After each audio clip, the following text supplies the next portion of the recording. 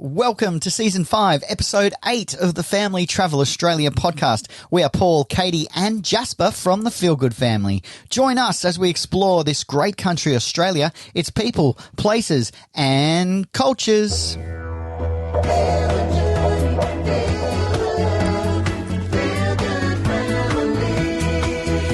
Yes, welcome to the Family Travel Podcast, where we share the latest in RV industry news, road trip travel, caravanning, camping, product reviews, where to go, what to do, what to see, and so much more. Thanks for joining us. Yes, thank you indeed. This week we start our east coast of Tasmania adventure.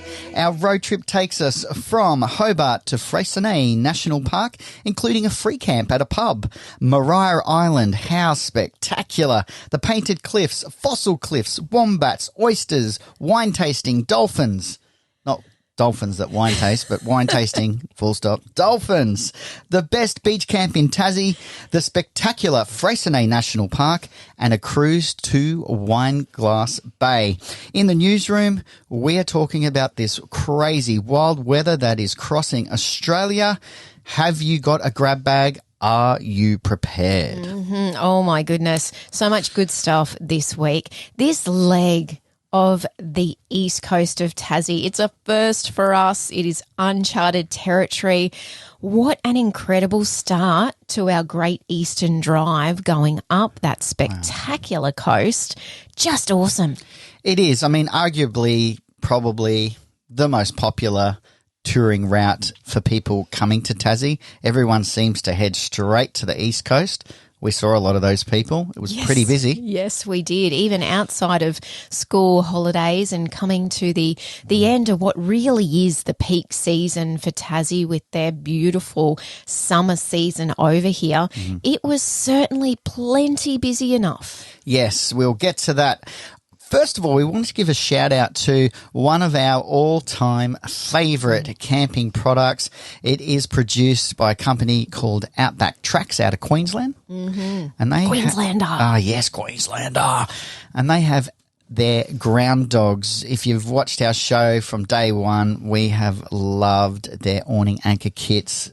What they produce, absolutely first class.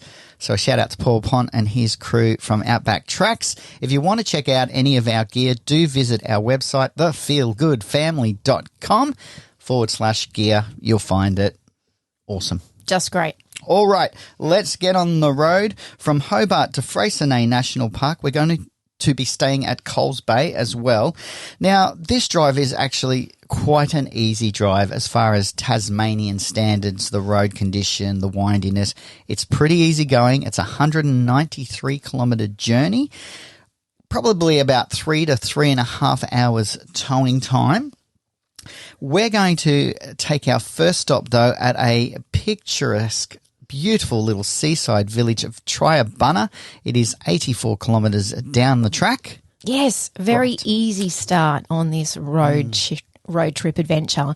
And Triabunna really is a sleepy, quaint little portside town, famous for a couple of things, actually. We stayed at a free camp behind the Spring Bay Hotel, and this is a fantastic option for an overnight or two when you are headed this way. Look, the main reason that you would come and stay in Triabunna is to get out to spectacular Maria Island, which we will talk about next. But the Spring Bay Hotel offer this fantastic paddock area behind the pub. Their motto is BYO bed. It is open to travellers of any style, whether you are in your van like us. We even had people in tents and swags there at the same time as us.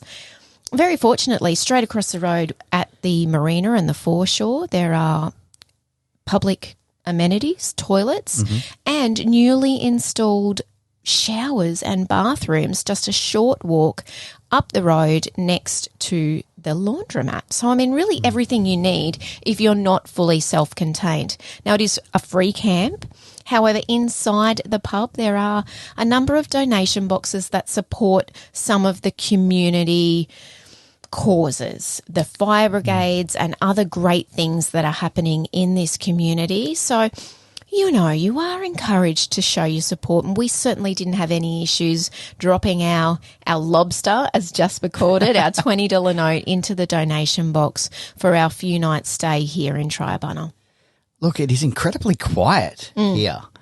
We just love that. And there was an ebb and flow of campers coming and going, but as far as a peaceful night's sleep, yeah, it really was. Love that. This could be a great base to get out and explore a little bit further afield as well, and get into some of those towns that are more in the hinterland around Triabunna. We actually stayed hitched up, which was awesome because we didn't have plans to get out and explore. Our purpose was to get over to Maria Island, and seriously, we walked 50 metres across the road to the National Parks and Wildlife Visitor Centre, which is where you can go and purchase your tickets and your National Parks Pass and get all of the info you need for an amazing encounter on Maria Island. Now, I'll just take a step back because we did arrive late on the afternoon prior to our trip over to Maria Island. We would vouch for the fish van. Ooh, yeah. In fact, I think this is quite famous for Triabunna. Yeah, from our boats to your belly. It's a slogan, something like that. I love that. They're quite famous for their lobster rolls. We had a couple of those. Jasper enjoyed the fish and chips wrapped. Very cool. Yeah, old school style in it looked like a bunch of flowers, the brown paper, and he was very excited to tell me that, in fact, it was fish and chips in there and not flowers. All right, so fish van, put that on your list either prior or after your trip out to the spectacular Maria Island. This experience absolutely ticks all the boxes. Like if you were so limited for time and you were coming to Tassie and you want to be able to see, you know, the epicness of the cliffs, the changing weather, the beautiful, perfect, almost Whitsunday-esque beaches, the history, the abundance of wildlife, this place absolutely has it all. Yes, it does, and it should be on your bucket list when you come to Tassie. We went for a day trip. Now, you can actually camp on the island in a number of the National Parks run campgrounds. They also offer dorm-style, bunkhouse-style accommodation within the Darlington precinct, which is the historical township, I suppose. It was the original probation station, part of the penal colonies here within Tasmania. This is incredible, actually. The buildings here, it'll blow your mind. It really is so beautifully preserved. Someone has literally gone, pause, 1880, see in a couple of 100 years, you know. I mean, it is that well maintained and being preserved, as you say. Yeah, really Incredible. beautifully. And so now you can stay within the buildings here in Darlington if you so choose, which is exactly, I think, what we would do next time. We would stay for a couple of nights on the island to really be able to get out and explore more. But the day trip is fantastic, and especially if you've got little ones in tow. It is a big day. Be prepared to walk a lot. Be prepared to, as you said, Paul, have lots of different types of weather. You know, take your jackets. There is no services on the island as far as food and beverage go, so you do need to take everything over with you, whether you are day tripping or camping. But there is something about Maria, you know, and we've been to a few places here in Tassie and we've been to a few places around Australia that just have a feel. And Maria is definitely one of these places. Of course, it is fantastic with its abundance of wildlife as well, famous for its wombats. We got to see some. Yes, I was like, I am not leaving this island until we've seen a wombat. I don't care if we miss our ferry. I am seeing a wombat. Do you know the interesting thing is that we had spoken with fellow travellers around the place that have said, make sure you go to Maria Island. There are wombats everywhere. You're going to step on them. And anyway, the day was progressing and it was getting closer to our, I think, 3 p.m. ferry. And by the way, the ferry journey to and from is fantastic. Yes, it is. And every half hour from memory. So you can plan out your day depending on the weather, obviously, and what you want to do and how much you want to do on the island. It's a bit of a super cat. So even if you're a bit iffy about, getting out on the water or you experience seasickness, I'd be highly unlikely that you would, I think, because this thing just cuts through the water. 30 minutes, you're there. Yeah, fantastic. Amazing. What was I talking about? The wildlife. Yes. Okay. So, I mean, this island actually is their icon or their mascot is the wombat. Mm-hmm. Okay, so we're going to see hundreds of wombats, and we hadn't seen a single wombat. We'd seen plenty of kangaroos, Cape Barren geese. Mm-hmm. There's apparently a lot of Tassie devils on the island as well. And so to not see a wombat, we were just like, this is crazy. But it was a super hot day. As far as Tasmania's weather goes, it went from chilly, overcast, over on the sea cliffs to this spectacular bluebird day and hot. And so apparently the wombats they're like, nah, too hot, not coming out of my burrow. Yeah. And then, very fortunately, then they started appearing. We saw one having a beautiful little snooze under the tree. Yeah, look, we were actually tipped off by the rangers that are on the island. And again, this is a great tip. If you've got any questions or you want to know some information or get some advice on what to do with your time on Mariah, we basically ask them, we haven't seen wombats, help us. We're not leaving until we do. And they tipped us off to go and have a look down near the bridge under all the big shady trees, and that is exactly where we found them, and talk about an absolute highlight. Amazing. And I think that's always it. You can go to zoos and these other sanctuaries and institutions, and seeing an animal in its natural environment displaying natural behaviours, there is nothing better. Yep, that is so true. Yeah. Now, there are so many different walks that you can do on Mariah Island depending on your fitness level and your ability, again, depending on your desire to get out and explore, and also depending on whether you've got little people in tow or not. So you really can pick and choose.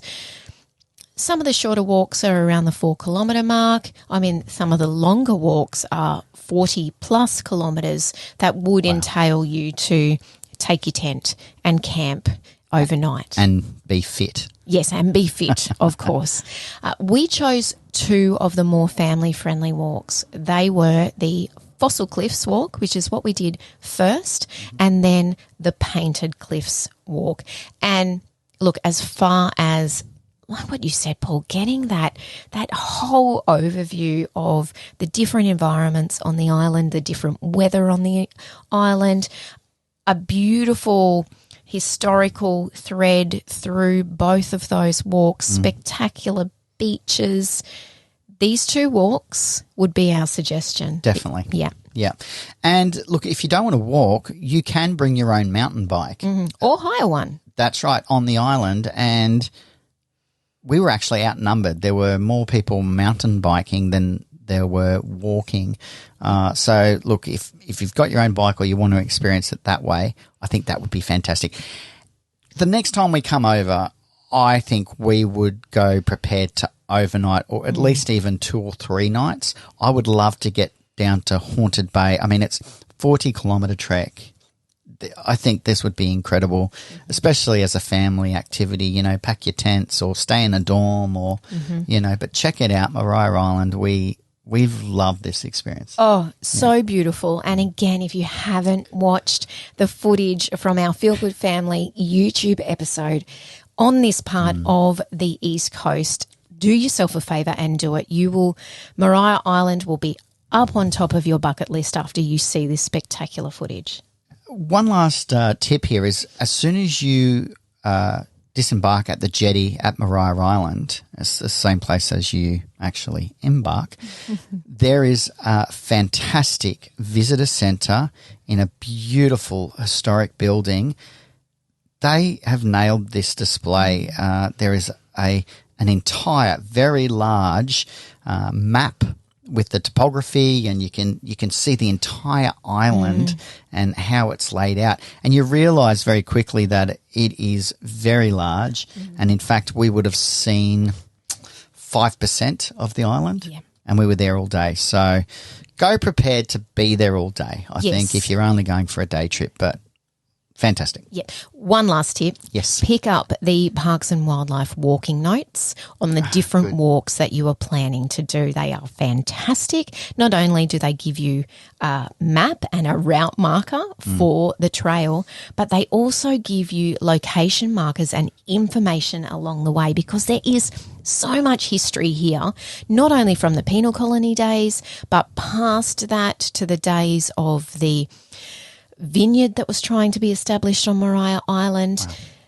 It's full of fantastic information, and you could miss learning about some things if you didn't have these. So they're individual sheets of paper. I'm pretty sure you can get them on the ferry. You can certainly get them at the visitor centre, both on Maria Island and also at Triabunna before you leave. Yes, and here's one last tip. That would be to speak to the staff prior to going about the tide times so that you can access the painted cliffs. For us all, that was a highlight as far as an outstanding natural presentation of rock formations, and we'd never seen anything like that. Absolutely spectacular. Okay. Love Maria Island. Yes. Have we told you we love Maria Island? Okay, back to Triabunna, and a bit of a short journey down to another sleepy seaside village called Swansea. Now, we decided to stay at Swansea. Within 15 kilometres of this township, there are a multitude of free camps. So our best advice would be get onto Wikicamps, check it out, read the reviews. You really couldn't go wrong. So plenty to offer there, and there are a couple of paid caravan sites as well that you can do if you don't want to be in a free camp or you need power. And there's also a few really beautiful historic buildings within the township of Swansea as well. The Commercial Bank of Australia, the main store, what was that called? Yes. Oh, gosh, you're putting me on the spot. Can't remember that one, but there's a beautiful old store that is still operating. It's, I think, now an IGA. Yes, as the general store. But in true Tassie spirit, and this is again what I love about this place, it is the IGA, but then you walk through into that original building and it's the hardware section, it's the camping store. You know, it's your one-stop shop for everything that you need, and I love that.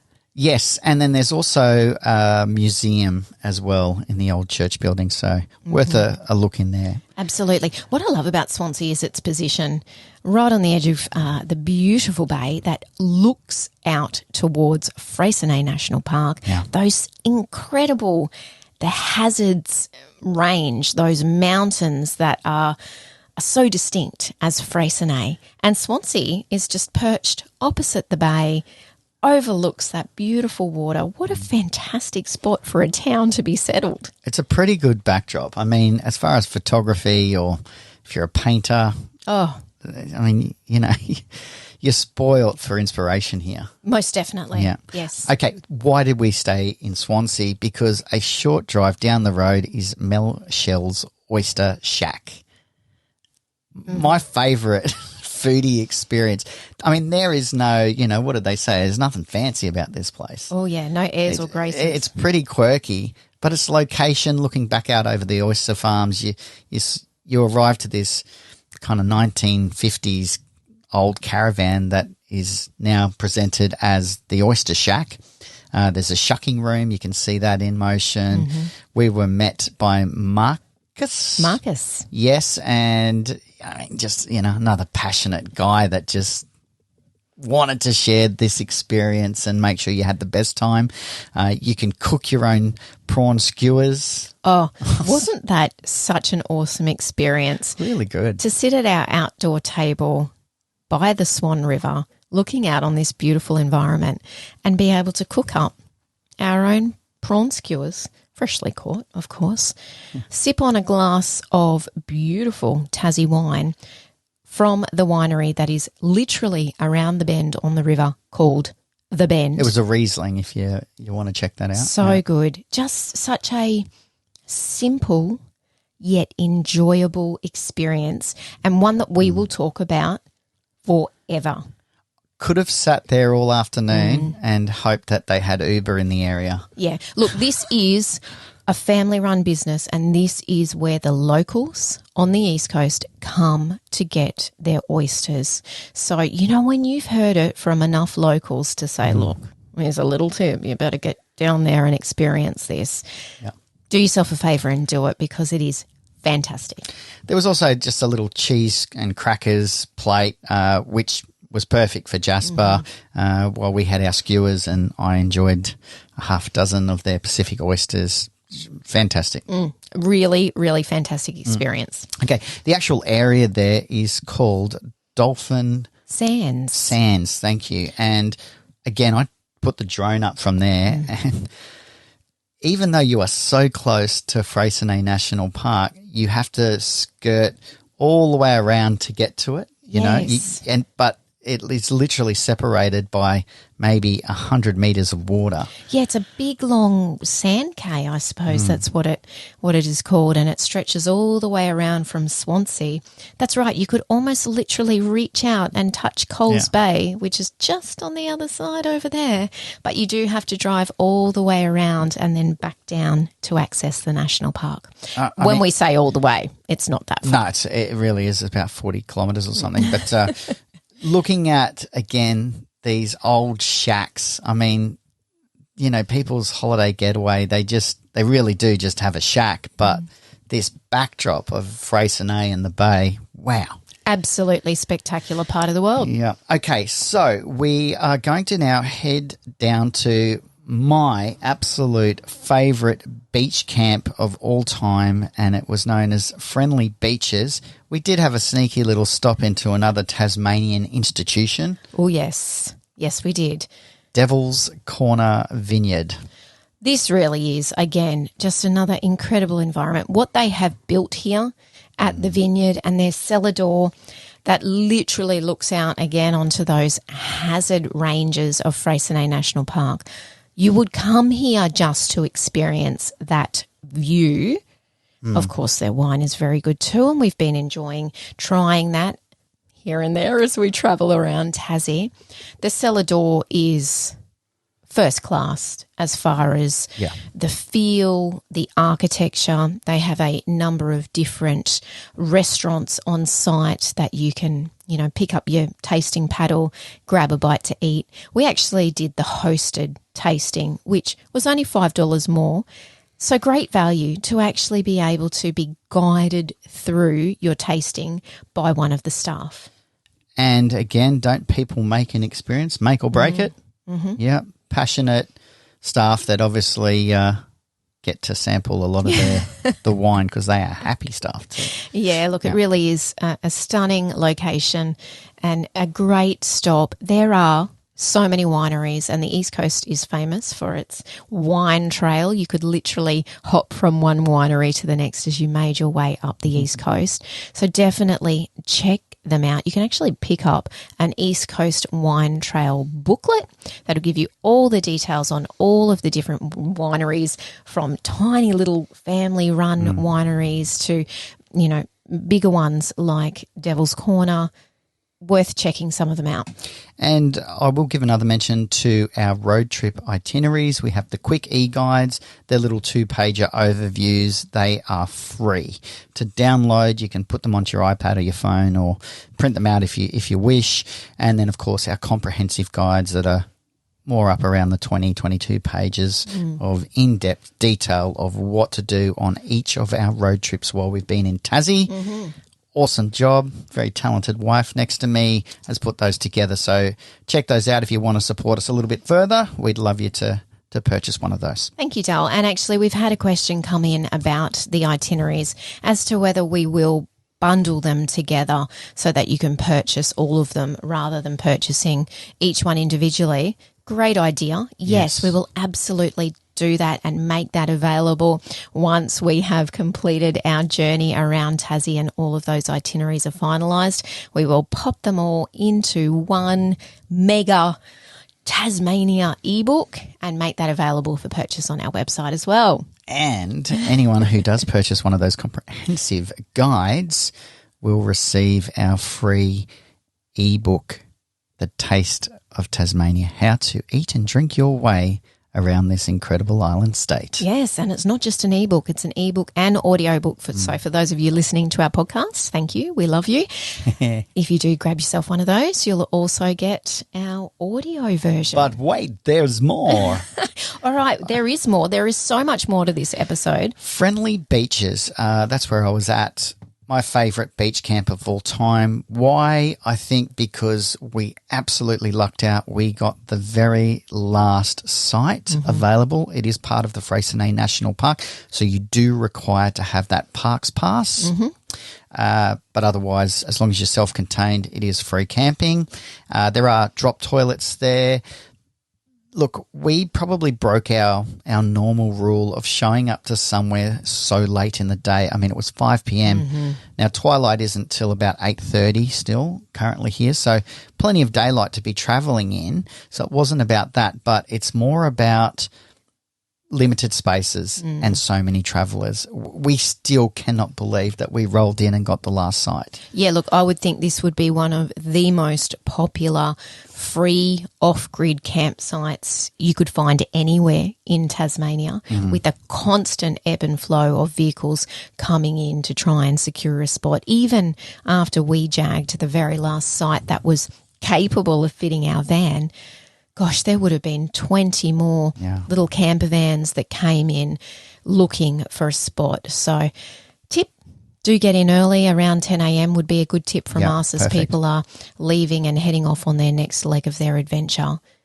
This really was a great spot. Again, just such an amazing feel to it. And the beach is stunning. Our first introduction to those huge granite boulders that the East Coast, is so famous for and is so unique to this part of Tassie. It was rugged and wild the day that we arrived. And then the next day it was perfectly blue sky and stunning.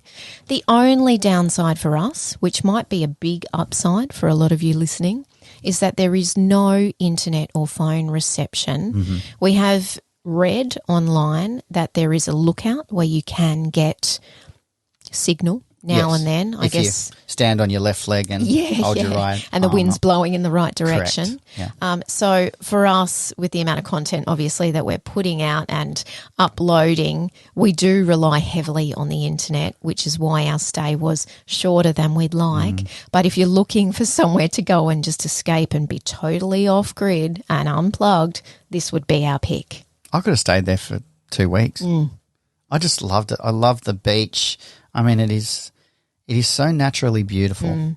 I mean, we arrived and we were met by a real stormy sky and a beautiful full arc rainbow. It's just picture perfect. Yeah, just stunning. And you really could base yourself here and drive in and out of the national, you're still within the national park, but drive down to the end of the national park where really all of the walks that you're going to want to do start from. That's a great point, because I know people say to us, but are you safe leaving your van? Is it safe? Is it safe? Are you worried? Totally safe. There is even a volunteer host, they call it quite often, that basically stays and make sure there's no issues, and just having that presence, I think, really minimises any problems at all. So you don't ever even think about it. No, we don't ever really worry about any of that stuff anymore. And certainly in this day and age, there are plenty of things that you can do to secure your van and plenty of devices out there on the market now if you wanted that extra peace of mind. Just kidding. Not that. All right, let's get into Freycinet National Park. We did have to say goodbye to Friendly Beaches because we required, the World Wide Web. Yeah. We headed down to Coles Bay. This, I think, is to date along that East Coast our favourite location, mainly because of the village feel. Again, it just every time you turn around, there's a postcard. Kate's like, "You're overshooting. Stop filming." But I just felt like I had to capture it all. We stayed in Freycinet.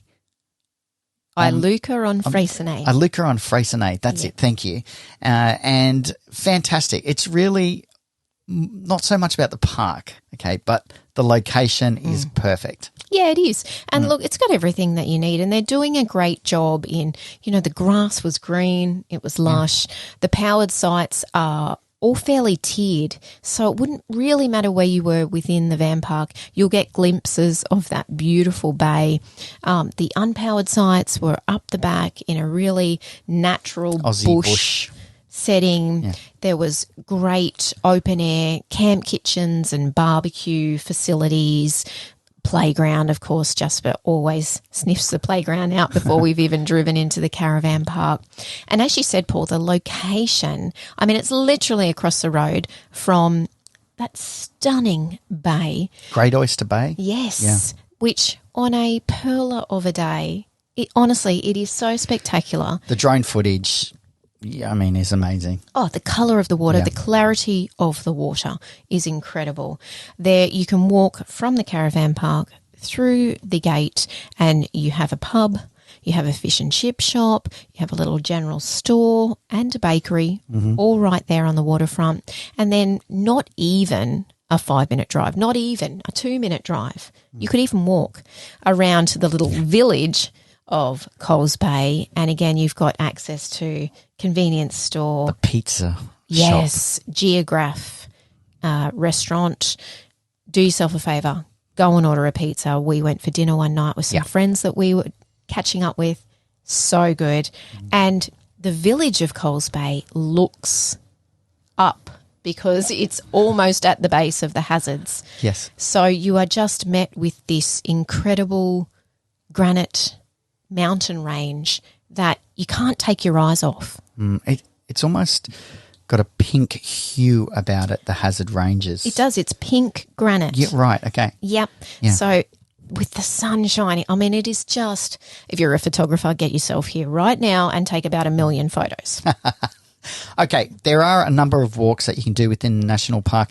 The visitor centre here for the national park entry, it's a very large car park area, is awesome. We always talk up visitor centres as a place to get all your information and get the goss on the locals and what's happening, where to eat, what to do, what to see.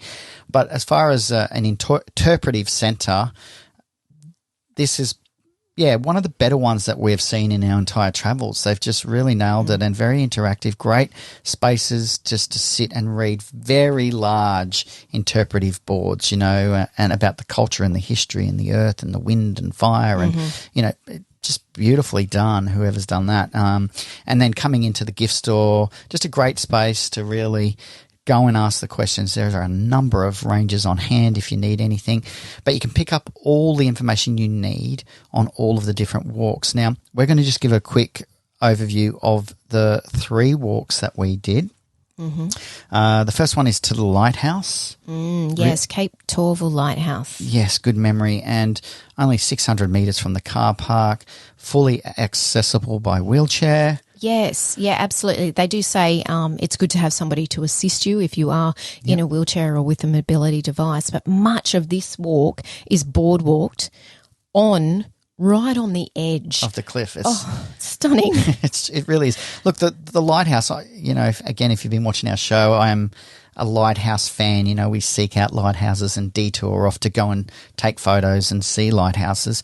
It's really just a more modern cylinder lighthouse. There's nothing really to see as far as the lighthouse goes, but the location, looking back right down along the east coast of these cliffs and down towards Wineglass Bay. Stunning. Wow. Absolutely stunning. Yeah. Yes. So that is a great walk, especially, again, if you do have littlies with you. I just want to really quickly say, if you're wondering where the money from your National Parks Pass goes, come to Freycinet National Park. There's a handful of national parks that we have visited here in Tassie that we have been absolutely blown away. But this is a perfect example of how they reinvest those park fees back into making these national parks not only accessible by way of trails and facilities, but stunning in how they do that and keep it within the natural environment. Freycinet is an excellent example. Way to go, Tassie Parks and Wildlife. I'm so impressed. I was blown away by this. The boardwalk, Yeah. even the walk that we did, which is the next walk, which was our hike to the Wineglass Bay lookout, with its handrails that were chosen perfectly to just disappear into the natural environment so that you weren't met with ugliness or things that stood out. Infrastructure. Yes. It just blends in. Excellent. So thoughtful. Now, the walk up to the Wineglass Bay lookout, I think was it 3 kilometres thereabouts? It's only a fairly short walk, but I think it is graded from memory as a level 3, and that is because much of it is you are going uphill, obviously. Yep. You're headed up to a lookout to look down over Wineglass Bay. Look, we stopped counting at about the 500 mark in terms of the number of steps, and they're not staircase steps. They are natural steps that have been cut and made. They're not to code, no. No, they're definitely not to code, and they're quite rocky as well.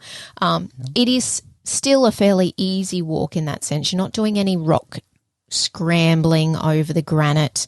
There are other walks for that if you'd prefer to do that. Mount Amos if you want to get, close to the other side of life.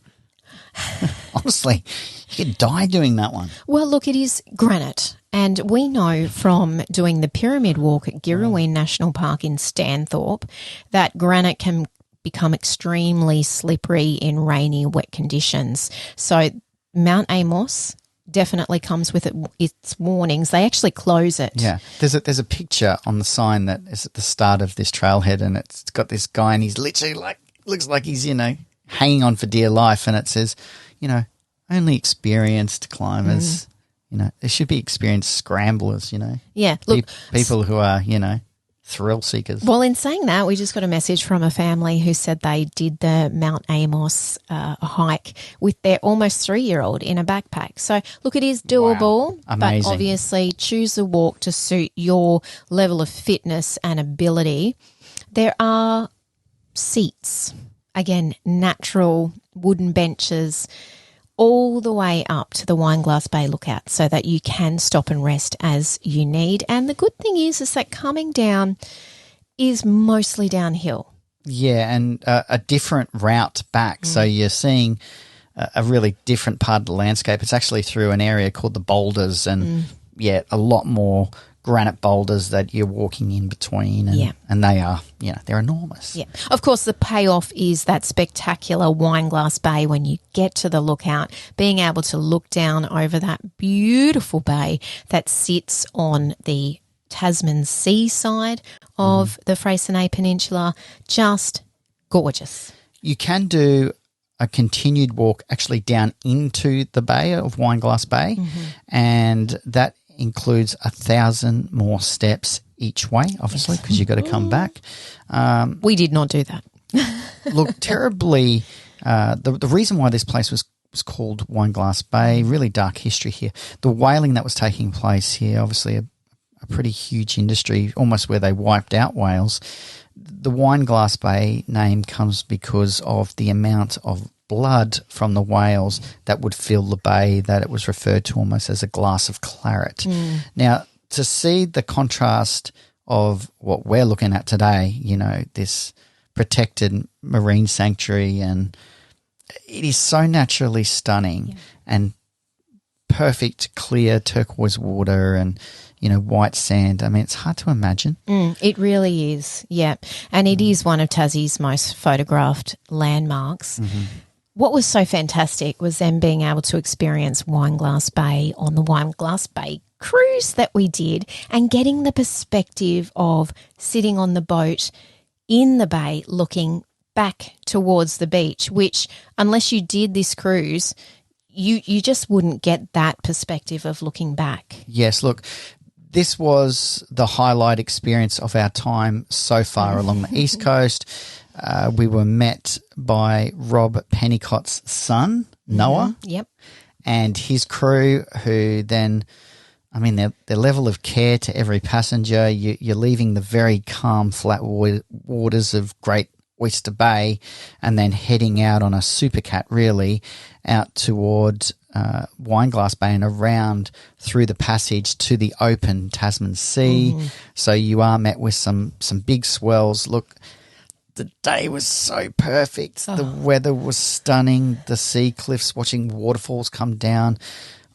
Even the crew said they'd never seen a pod of dolphins so large. I mean, 100, 150 dolphins, little bubbers. Oh, my God. Spectacular. Our most incredible wildlife experience. If you've heard us talk about Pennicott journeys before, they are the number one ecotourism provider here in Tasmania. They have a range of different cruises that you can do to give yourself an insight and experience to the different areas around Tasmania. Look, honestly, you could pick any of their experiences and it would be amazing given their standard, their level and their customer-focused experience. And this Tasmania environment is so epic no matter where you are. Any of their experiences would be fantastic. This Wineglass Bay cruises, I think because of the wildlife experiences that we had, it is like almost sitting up there one-on-one with our Tasman Island cruise that we did on the Tasman Peninsula with Pennicott as well, which again was an incredibly stunning experience, full of wildlife as well. So we would basically say pick one and come and do it.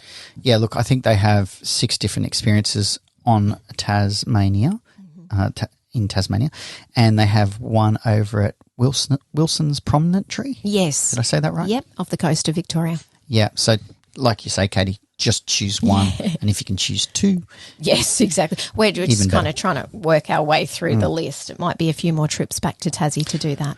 All right. I mean, we could speak for another 20 minutes easily just on this Pennicott Journeys Wineglass Bay cruise. Outstanding. Okay. Yep. And again, footage from our YouTube channel. Watch it just for the dolphins. Yes. It is spectacular. It's so good. All right. We're going to talk about our takeaway from this week, and really it's about getting yourself out into nature. I mean, if you're dreaming about living this lifestyle or, taking that gap year or a gap month or, a few weeks with the family or by yourself, whatever you're doing, and it's not quite there yet, something that would help keep you inspired, keep you motivated and keep you going towards the, attainment of your dream would be to get yourself out into a national park. We are so fortunate here in Australia to have national parks for pretty well the entire population within a 2-hour drive radius of wherever you live. Just get yourself out into nature. It does something for you, not only for your mental health, but for your soul, and it definitely inspires you to want more of it. Yes. Yeah. So perfectly said, Paul. It is absolutely true. And we know ourselves that when we are out in that environment, we're better people. We're nicer people. Kate is so much nicer to me. Isn't that a good start? It's true. And what it does for you as a family, because you're experiencing it all for the first time, this experience of wherever it is you are together. And so you're all learning and you're all creating a lifelong lasting memory together. Yep. Awesome. All right, here we go. We're going to get into the newsroom very quickly. I mean, we are, touch wood, missing out on this incredible weather event that's hitting the mainland of Australia at the moment. The wet has continued and it's breaking all records of how much rain is hitting Australia. It's not only the wildlife that can kill you here, it's the weather, and whether it's flash floods that the East Coast and even Broome up in the northwest is experiencing. Actually, even in Alice Springs, the Todd River is flowing. It is a dry riverbed normally. Yes, remarkable. Coober was cut off. Coober, I mean, these places are like deserts. Outback. Yeah, out the back. So it's hard to comprehend, and very tragically, there are loss of lives during this time as well. And then on the other end of the scale, we have these epic fire events as well. So it made us think that we need to really talk about how to be prepared. We did an episode, I think it's episode 10. Go back and have a look at that on our YouTube channel around preparing with a grab bag. And this was due to a fire event that we experienced and we weren't prepared. No, not at all. Total newbies. Hadn't even taken into account the natural disaster side of setting ourselves up. So definitely worth thinking about. Have a bag that you can grab no matter what situation you find yourself in and get the hell out. Yeah, and if you do want a list or a comprehensive way of packing that grab bag, what do I actually need? Yeah, go back and have a look at that episode. Great advice. All right, and yeah, look after yourself out there if you're experiencing any of this. You know, stay home if you can. You know, if it's flooded, forget it, as they say. Just, Stay safe. Don't risk it. All right. We are going to wrap it up there. Next week, we continue our East Coast road trip from Freycinet National Park to another spectacular location, the Bay of Fires. Oh, Tassie just keeps on keeping on, doesn't it? Oh, yeah, it's incredible. And we also have an incredibly unique experience with a group of Tasmanian devils. Yes. Devils in the dark. Just awesome. All right. For now, we are going to wrap it up. We'll say dream big, look after yourself, look after your family. And happy trails.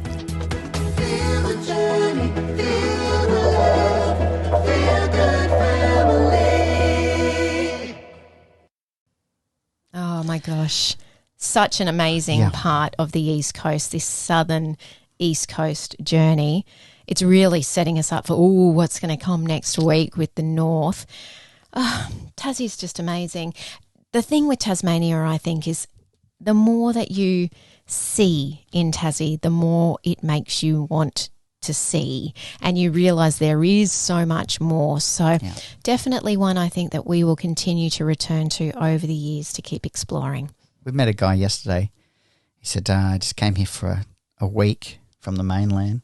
It's 22 years ago. Came for a week holiday. I love it. And that is not an unusual story down here. All right. Wrap it up. Take care. Look after yourself. See you next week. Bye.